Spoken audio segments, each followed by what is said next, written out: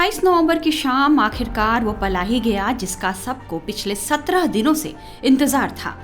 तालियों की गड़गड़ाहट और हर हर महादेव के नारों के बीच जैसे ही मजदूरों का टनल से बाहर निकलना शुरू हुआ, सबकी जान में जान आई और सबके चेहरे खिल उठे।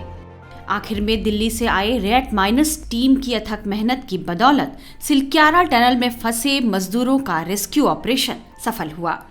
सिलक्यारा टनल रेस्क्यू ऑपरेशन उस हिम्मत और हौसले की कहानी बयां करता है जिसमें 41 मजदूरों ने 17 दिनों तक सुरंग में फंसे रहने के बाद भी अपनी जिजीविषा नहीं छोड़ी और जीने की आस बनाए रखी। इसी का नतीजा रहा कि 28 नवंबर को सभी मजदूरों को सकुशल टनल से बाहर निकाल लिया गया। जब हम दिवाली मना रहे थे उसी दिन उत्तराखंड के उत्तरकाशी में ब्रह्मखाल यमुनोत्री राजमार्ग पर सिलक्यारा दंदाल गांव सुरंग में लैंडस्लाइड के बाद 41 मजदूर फंस गए। आनन फानन में उन्हें सुरक्षित बाहर निकालने के लिए रेस्क्यू ऑपरेशन शुरू किया गया। मुख्यमंत्री पुष्कर सिंह धामी को घटना की जानकारी मिली। वह अगले ही दिन मजदूरों से मिलने घटनास्थल पर पहुंचे। उन्होंने ऑक्सीजन सप्लाई पाइप के सहारे मजदूरों से बात की और रेस्क्यू को तेज करने का आदेश दिया गया। फिर क्या था, राज्य और केंद्र की सभी एजेंसियां इस ऑपरेशन को पूरा करने में जुट गई। इस काम के लिए अंतर्राष्ट्रीय विशेषज्ञ भी बुलाए गए। रेस्क्यू ऑपरेशन के शुरू में 14 नवंबर से हॉरिजॉन्टल ड्रिलिंग की गई। इसके लिए ऑगर मशीन की मदद ली गई, जिसमें सुरंग खोद कर उसमें 800 mm की स्टील पाइप को फिट करना था। मजदूरों को पाइप के जरिए ऑक्सीजन, खाना, पानी और दवाइयां भी पहुंचाया जाने लगा। 21 नवंबर को पहली बार सुरंग में फंसे मजदूरों का वीडियो सामने आया। इसमें उन्हें बातचीत करते देखा गया। बाहर आए मजदूर बता रहे हैं कि अंदर किस तरह के हालात थे, वे कैसा महसूस कर रहे थे और उन्हें अंदर किस तरह की कठिनाइयां आईं। सुरक्षित बाहर निकलकर आने वालों में झारखंड के विश्वजीत कुमार वर्मा भी हैं। उनसे ही सुन लीजिए कि अंदर के क्या हालात थे। विश्वजीत, आप 41 मजदूरों में से एक थे। एक थे।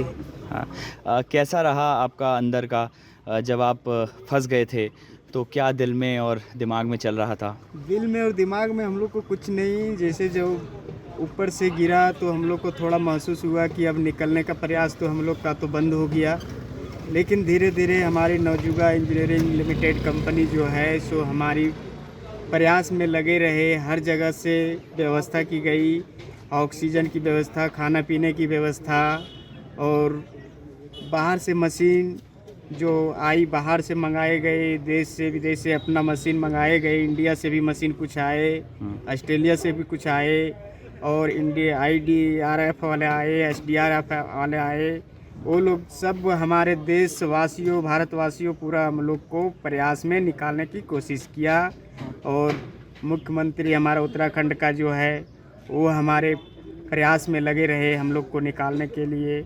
और हमारे झारखंड के भी चीफ मिनिस्टर भी आए और इधर प्रधानमंत्री, सब हर व्यवस्था की गई।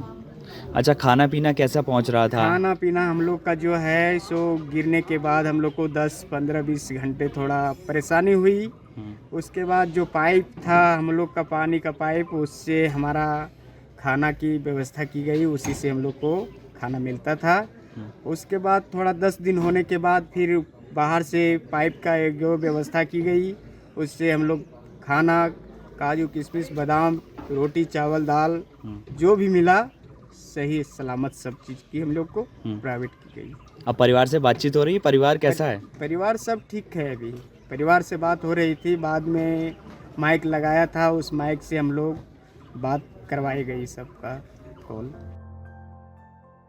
24 नवंबर तक मजदूरों को निकालने का प्रयास चलता रहा, लेकिन इसी दिन 25 टन की अमेरिकी ऑगर ड्रिलिंग मशीन रुक गई तो सब हताश हो गए।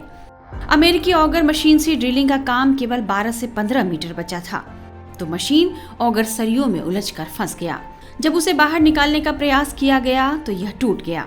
मशीन फंसने के कारण ड्रिलिंग का काम बंद होने से अगले विकल्पों पर विचार किया जाने लगा। लेकिन चुनौती यह भी बनी हुई थी कि आगे 15 मीटर का रास्ता कैसे पार किया जाए और अंदर मजदूरों का हौसला कैसे बनाकर रखा जाए। इस दौरान बाहर से डॉक्टरों की टीम तो अंदर से गब्बर सिंह नेगी, जो इस प्रोजेक्ट में टनल फोरमैन के तौर पर काम कर रहे थे, वे लगातार मजदूरों का मनोबल बढ़ाने लगे। प्रधानमंत्री नरेंद्र मोदी जब रेस्क्यू किए गए मजदूरों से बात कर रहे थे तो उस समय उन्होंने गब्बर सिंह नेगी की जमकर तारीफ की। गब्बर सिंह नमस्ते। सर जय हिंद, राम राम, नमस्कार सर। नमस्कार नमस्कार गब्बर सिंह, जय हिंद।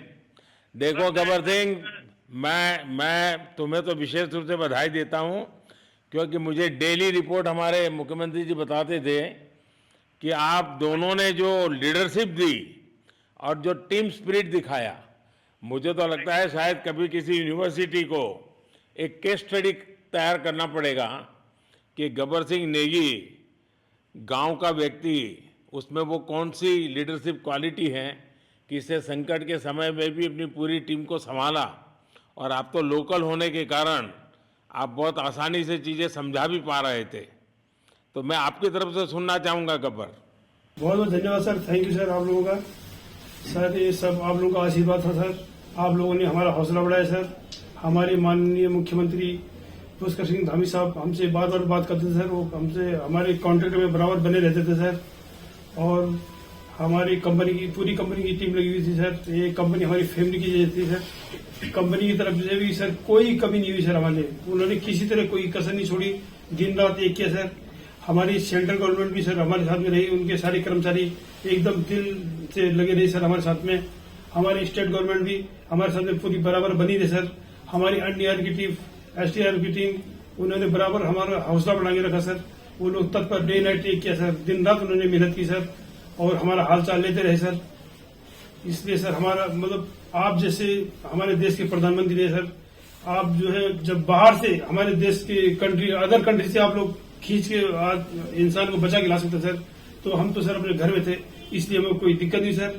यहाँ पे हमारे भगवान मतलब भोगनाथ बाबा जी है सर, उनके ऊपर भी सर हमें बहुत विश्वास था और उनकी कृपा भी हमारे पास और हमारे सारे दोस्तों के ऊपर बनी रही सर।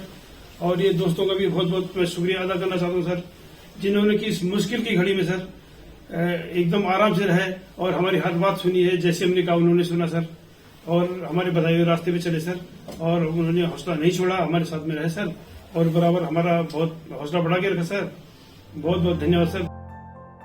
अब तक हॉरिजॉन्टल ड्रिलिंग बंद हो चुकी थी, फिर रेस्क्यू में लगी दिल्ली की ट्रेंचलेस इंजीनियरिंग सर्विसेज ने दिल्ली की रॉकवेल इंटरप्राइजेस कंपनी के तहत काम करने वाले रैट माइनर्स टीम को बुलाया, जिन्हें हाथों से चट्टान को काटने का काम सौंपा गया।